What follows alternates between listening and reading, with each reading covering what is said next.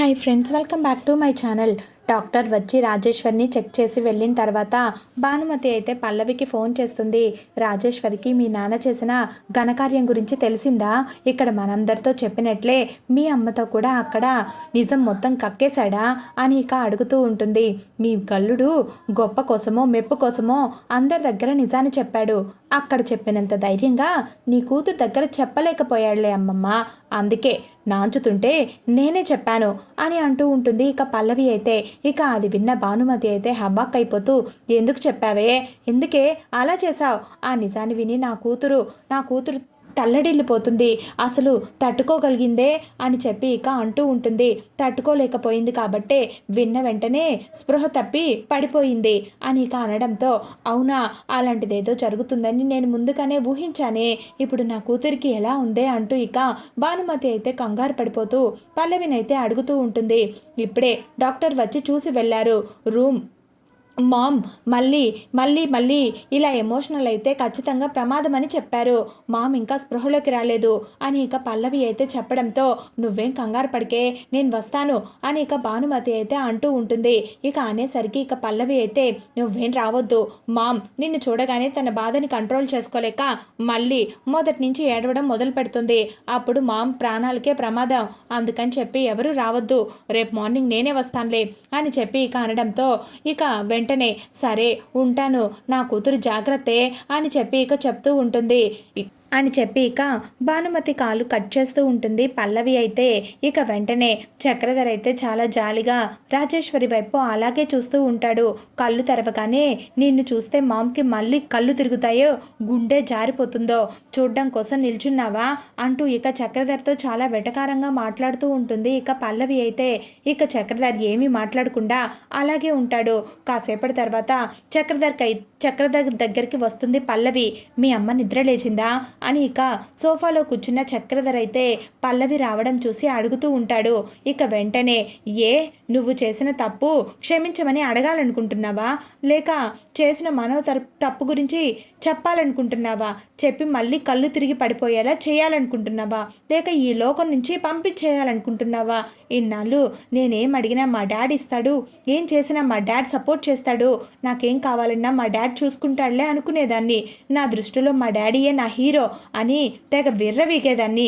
కానీ నువ్వు హీరో అవ్వడం కోసం మామ్ని నన్ను జీరో చేస్తావని అస్సలు అనుకోలేదు. ఇంత సడన్గా నువ్వు అసలు ఎలా మారిపోయావు డాడ్, అస్సలు ఊహించలేదు నేను. నువ్వు మారిపోయి మాకు ద్రోహం చేస్తావని నేను అస్సలు అనుకోలేదు అంటూ ఇక పల్లవి అయితే నోటికొచ్చినట్టు ఇక చక్రధర్ని అయితే తిడుతూ ఉంటుంది. నిజాన్ని ఒప్పుకోవడం ద్రోహం ఎలా అవుతుంది పల్లవి అని చెప్పి ఇక చక్రధర్ అనడంతో ఇక ఆ మాటలు విన్న పల్లవి అయితే ఒక్కసారిగా హబాక్ అయిపోతూ చక్రధర్ వైపు అలాగే చూస్తూ ఉంటుంది. ద్రోహం కాకపోతే మరేంటి, అవని వాళ్ళ అమ్మ మీనాక్షికి న్యాయం చేయడం కోసం మా మమ్మకి అన్యాయం చేశావు, అది ద్రోహం కదా, అసలు ఎందుకలా చేశావని పల్లవి ఇక ప్రశ్నిస్తూ ఉంటుంది. ఇక చక్రధర్ అయితే, చేసిన తప్పు ఒప్పుకుంటే మంచిదనిపించిందమ్మా, అందుకే చెప్పాను అని అంటూ ఉంటాడు చక్రధర్. నువ్వు చెప్పడం వల్ల ఎవరికి ఉపయోగం? ఆ అవని వాళ్ళ అమ్మకి మంచి జరిగింది, మా మామకి చెడు జరిగింది అని అంటూ ఉంటుంది. నిజం చెప్పకపోతే మీనాక్షిని మోసం చేసినట్లే కదా, మీ అమ్మని కూడా మోసం చేసినట్లే అవుతుంది. ఇన్నేళ్ళుగా నేను చేసిన తప్పు అదే, ఆ తప్పును సరిదిద్దుకోవడానికే నిజం చెప్పానమ్మా పల్లవి, నువ్వైనా నన్ను అర్థం చేసుకో అని చెప్పి ఇక చక్రధర్ అయితే పల్లవిని బ్రతిమలాడుతూ ఉంటాడు. ఇక చక్రధర్ ఏదో చెప్పబోతూ ఉంటే ఇక పల్లవి అయితే, నువ్వు ఇంకేం చెప్పొద్దు, నువ్వు అవనికి తండ్రివి, మీనాక్షికి భర్తవి, చెప్పుకోవడం వల్ల వాళ్ళకి న్యాయం జరిగింది, వాళ్ళకి గౌరవం పెరిగింది, కానీ అందరి దృష్టిలో మా గౌరవం పోయింది, మా పరువు పోయింది, మా ఇంటి పరువు పోయిందని అనిపించట్లేదా నీకు? మొన్నటి వరకు ఈ పల్లవి చక్రధర్ కూతురు అని అందరూ అనేవాళ్ళు, ఇప్పుడేమంటారో తెలుసా? చక్రధర్ రెండో పెళ్ళాం కూతురని నన్ను అందరూ కూడా పేరు ముందు ఒక ట్యాగ్ తగిలిస్తారు డాడ్, ట్యాగ్ తగిలిస్తారు. నాకు అది అవమానం కాదా? మామ్ని చక్రధర్ భార్యను అందరూ గుర్తించి గౌరవించేవాళ్ళు, ఇప్పుడు మా మామ్ని రాజేశ్వరి నీ భార్య మీనాక్షిని సవితని అందరూ అంటూ ఉంటారు, అలా అందరూ అవమానిస్తారు, చులకన చేస్తారు. రాజేశ్వరి చక్రధర్ రెండో పెళ్ళాం అని చెప్పి ఇక అంటూ ఉంటే అది వినడానికే నాకు ఒళ్ళంతా జల్దరిస్తుంది. మా మామ్కి అది అవమానం కాదా? మా ఇంటిని చక్రధర్ చిన్నిళ్ళు అంటారు డాడ్, చిన్నిళ్ళు అంటారు అని చెప్పి ఇక పల్లవి అయితే చాలా అసహ్యించుకుంటూ చక్రధర్తో అంటూ ఉంటుంది. అది మన ఇంటి పరువు పోవడం కాదా డాడ్? మీరు చేసిన తప్పుని సరిదిద్దుకోవడం కోసం నన్ను మామ్ని నలుగురిలో తలదించుకునేలా చేశారు. మాకు నువ్వు చేసింది న్యాయమో అన్యాయమో ఇప్పటికైనా నీకు అర్థమవుతుందా? నిజమైనా చెప్పు అంటూ ఇక పల్లవి అయితే చక్రధర్ని నిలదీస్తూ ఉంటుంది. ఇక ఆ మాటలు విన్న చక్రధర్ అయితే, మీనాక్షి నీ భార్య, అవని నీ కూతురన్న నిజం ఎవరికీ తెలియకూడదనే కదా మనం ఎన్నో ప్లాన్లు వేశాం. ఆ నిజం బయటపడకుండా ఉండడానికి మీనాక్షిని చంపేస్తే సరిపోయేది అని ఇద్దరం కూడా మొన్నే కదా ప్లాన్ వేశాం. కానీ ఆ ప్లాన్ ఫెయిల్ అయినట్టుంది.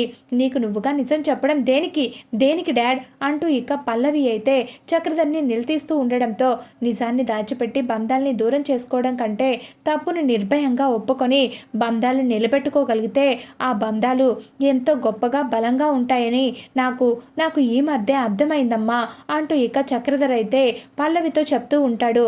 ఇక ఆ మాటలు విన్న పల్లవి అయితే ఒక్కసారిగా సోఫాలో కుప్పకూలిపోతూ, నువ్వు మారిపోయావు కాబట్టి తప్పులన్నీ ఒప్పుకోవడానికి సిద్ధమయ్యావా? అవునా? అంటే నువ్వు చేసిన తప్పుల్లో నాకు కూడా భాగస్వామ్యం ఉంది కదా. మా మామయ్యని త్రోసి చంపాలనుకునేది నేనేనని కూడా చెప్పేస్తాడనమాట అంటూ ఇక పల్లవి అయితే చాలా టెన్షన్ పడిపోతూ ఇక చక్రధర్ అయితే ఎక్కడ నిజాలన్నీ చెప్పేస్తాడేమోనంటూ ఇక తెగ టెన్షన్ పడిపోతూ ఉంటుంది. నేనైనా నువ్వైనా చేసిన తప్పుల్ని ఒప్పుకుంటే మంచిదే కదమ్మా అంటూ ఇక చక్రధర్ అయితే అక్కడి నుంచి వెళ్ళిపోతూ ఉంటాడు. అంటే డాడ్ నా గురించి మొత్తం చెప్పేస్తాడా అంటూ ఇక తెగ పల్లవి అయితే వణికిపోతూ ఉంటుంది.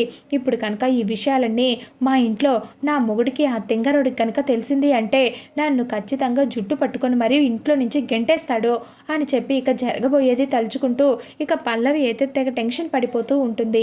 ఇక ఇది ఇలా ఉండగా మరొక వైపు కమల్ శ్రీకర్ పని మీద బయటకు వెళ్తుంటే, ఇప్పుడు నువ్వు సైట్కి వెళ్ళడం అవసరమా అని చెప్పి ఇక శ్రీయ అయితే వెళ్తున్న శ్రీకర్ ఇంకా కమల్ ఇద్దరిని కూడా ఆపి అడుగుతూ ఉంటుంది. అదేంటి వదినా, అన్నయ్య బిజినెస్లో ప్రాఫిట్ ఇవ్వమని ముగ్గురికి సమానంగా రాసిచ్చాడు కదా, మళ్ళీ సైట్కి ఎందుకు అంటావేంటి అని చెప్పి ఇక కమల్ అయితే ఇక శ్రీయని నిలదీస్తూ ఉంటాడు. ఇంతలో ఏంటమ్మా డల్గా ఉన్నావని చెప్పి ఇక పార్వతిని చూసి శ్రీకర్ అయితే అడుగుతూ ఉంటాడు. ఇక అది విన్న పార్వతి అయితే ఏం మాట్లాడకుండా సైలెంట్గా అలాగే ఉంటుంది. ఇక ఏమీ చెప్పకుండా ఇంతలో అక్కడికి ఆరాధ్య అయితే వస్తుంది. పిన్ని నాకు జడవేవా అని అడుగుతూ ఉంటుంది ఇక శ్రీయని. అది మీ మమ్మీ చేయాల్సిన పని, నన్ను అడుగుతావేంటి అంటూ ఇక చాలా పొగరుగా సమాధానం చెప్తూ ఉంటుంది శ్రేయ అయితే.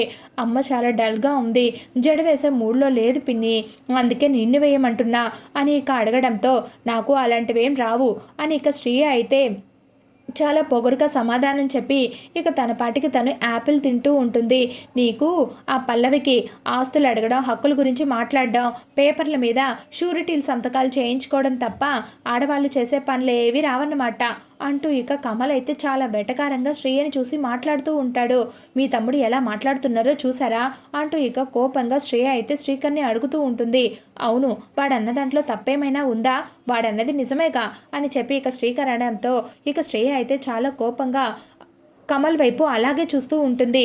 ఇంతలో పక్కనే ఉన్న పార్వతి అయితే, ఆరాధ్య నేను వేస్తాను రామ్మా అంటూ ఇక పిలుస్తూ ఉంటుంది. ఇక అప్పుడే అవని ఇక అక్షయ్ ఇద్దరు కూడా హాల్లోకి అయితే వస్తారు. అదిగో అమ్మొచ్చింది, అమ్మా నాకు జడవేయమ్మా, నాకు నువ్వేస్తేనే నచ్చుతుంది అంటూ ఇక పార్వతి దగ్గర నుంచి పరిగెత్తుకుంటూ అవని దగ్గరికైతే వస్తుంది ఆరాధ్య. వదిన ప్రాబ్లం సాల్వ్ అయిపోయింది కదా, ఇంకా ఎందుకు ఇంత డల్గా ఉంటావేంటి? ఈ రోజు నుంచి మీ నాన్న ఎవరు, మీ అమ్మగారిని భర్త ఎవరు, నిన్ను అడిగేవాళ్ళు అవమానించేవాళ్ళు ఎవ్వరూ ఉండరు కదా, అందరూ హ్యాపీగానే ఉన్నారు, ఎందుకు వదినా అంత డల్గా ఉన్నావు అంటూ ఇక కమల్ అయితే అవనిని చూసి మాట్లాడుతూ ఉంటాడు. నువ్వు డల్గా ఉండడంతో అన్నయ్య కూడా చూడు ఎంత డల్ అయిపోయాడో అంటూ ఇక అక్షయ్ వైపు చూపిస్తూ ఉంటాడు కమల్ అయితే. ఇక శ్రీకర్, బంగారం ఇప్పుడు మన ఇద్దరం అర్జెంటుగా ఒక పని చేయాలి, మీ అమ్మ నాన్న ఏదో మౌనవ్రతం చేస్తున్నట్లుగా ఉన్నారు కనుక ఇప్పుడు మనం వాళ్ళని నవ్వించాలి అని చెప్పి కమల్ శ్రీకర్ ఇద్దరు కూడా కలిసి అందరినీ నవ్విస్తూ ఉంటారు. ఇక అందరూ కూడా డ్యాన్సులు వేస్తూ ఉంటారు. ఇక అప్పుడే కమల్ అయితే అవనిని గురించి ఇక పద్యాలు అయితే చెప్తూ ఉంటాడు. ఇక అప్పుడే సడన్గా అక్కడికి పల్లవి అయితే వస్తుంది.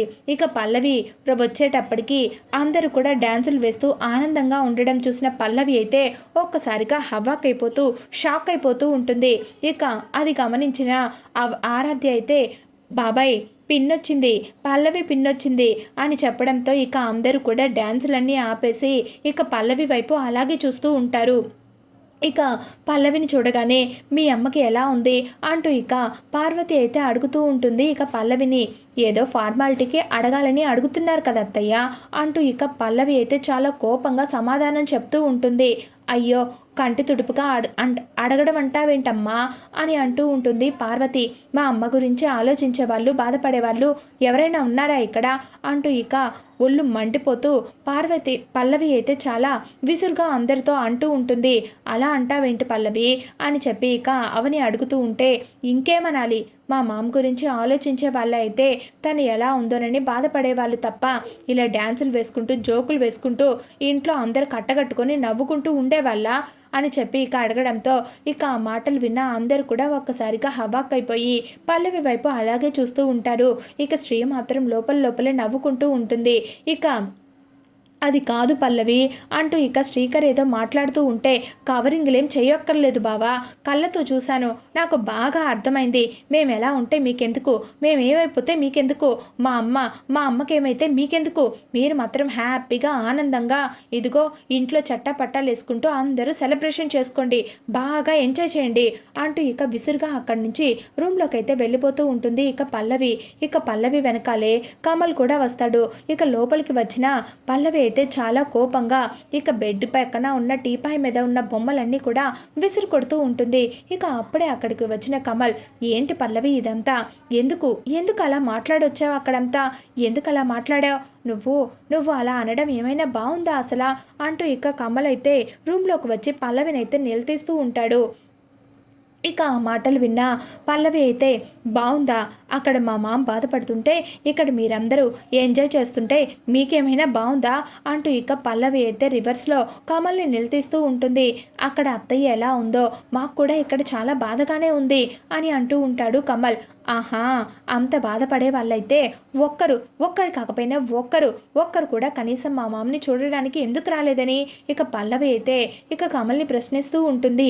ఎవరినైనా చూస్తే అత్తయ్య ఇంకా ఎమోషనల్ అయిపోతుందని నిన్న సాయంత్రం నువ్వు ఫోన్ చేసి బామ్మతో అన్నావంట కదా, ఇక బామ్మ అత్తయ్యకి ఇలా జరిగిందని తెలిసి నేను వస్తానంటే నువ్వు రావద్దన్నావంట కదా, అందుకే అక్కడికి వచ్చి అందరం మీ అమ్మని ఇబ్బంది పెట్టడం ఇష్టం లేకే రాలేకపోయాం. మీ నాన్న నిజం చెప్పినప్పటి నుంచి అమ్మ బామ్మ ఇంట్లో ఎవ్వరు కూడా సంతోషంగా లేరు తెలుసా నీకు, అవని వదిన సంతోషంగా చూసి చాలా రోజులైంది. అందుకే అందరినీ హ్యాపీగా ఉంచడం కోసం ఏదో 4 జోకులు వేసి ట్రై చేశాను, కానీ అది ఏం వర్కౌట్ అవ్వలేదు. నువ్వు వచ్చి అంతా పాడు చేసావు. నువ్వు నవ్వుతూ నవ్విస్తూ అందరినీ హ్యాపీగా ఉంచుదాం అనుకున్నాను. నా దగ్గరకు వచ్చి నాకు ఎక్స్ప్లెనేషన్ ఎందుకు ఇస్తున్నావు అని చెప్పి ఇక కమల్ అయితే కమల్ని అడుగుతూ ఉంటుంది. ఇక పల్లవి, ఏదైనా ఇష్యూ జరిగినప్పుడు నేను ఫైర్ అయ్యి నువ్వు ఫైర్ అయితే ఏమొస్తుంది, కొంచెం కూల్గా ఆలోచించు పల్లవి అని చెప్పి ఇక ఎగిరెగిరి పడుతున్న పల్లవి చేయి పట్టుకొని ఇక మంచం మీద కూర్చోబెట్టి కూల్గా మాట్లాడుతూ ఉంటాడు కమల్ అయితే. ఇప్పుడు మీ నాన్న నిజం ఒప్పుకున్నాడు కాబట్టి అక్కడ అత్తయ్య బాధపడుతుంది. ఆ నిజం తెలియనంత వరకు మీ నాన్న ఎవరని, వదిన్ని, మీ భర్త ఎవరని మీనాక్షి అత్తయ్యని అవమానించలేదా నువ్వెప్పుడూ కూడా, నీకు ఎప్పుడూ అదే పని కదా. అప్పుడు వదిన మీనాక్షి అత్తయ్యలు ఎంత బాధపడి ఉంటారో ఒక్కసారైనా ఆలోచించావా, ఆలోచించాలి కదా. నువ్వు అలా అనడం అవమానించడం తప్పే. మీ నాన్న ఇప్పుడు నిజం చెప్పి ఎప్పుడో ఒప్పుకొని ఉంటే నువ్వు వాళ్ళని ఇలా బాధ పెట్టి ఉండేదానివి కాదు కదా. మీ నాన్న ఒప్పుకున్న నిజం మాకెవరికి తెలియకపోయినా వదిన వాళ్ళ అమ్మగారికి ఎప్పుడో తెలుసు కూడా మీ నాన్న గురించి ఎప్పుడు కూడా ఒక్కసారి చెడుగా మాట్లాడలేదు అంటే అది వదిన మంచితనం. చూసావా, వదిన వాళ్ళ అమ్మ ఎంత మంచివాళ్ళో నువ్వు అది అర్థం చేసుకోవాలి కదా. మా వదిన ప్లేస్లో మరొకరు ఎవరైనా ఉంటే నిజం చెప్పమని మీ నాన్నని నడి రోడ్డు మీద మీ నాన్న కాలర్ పట్టుకుని అడుగుండేవాళ్ళు.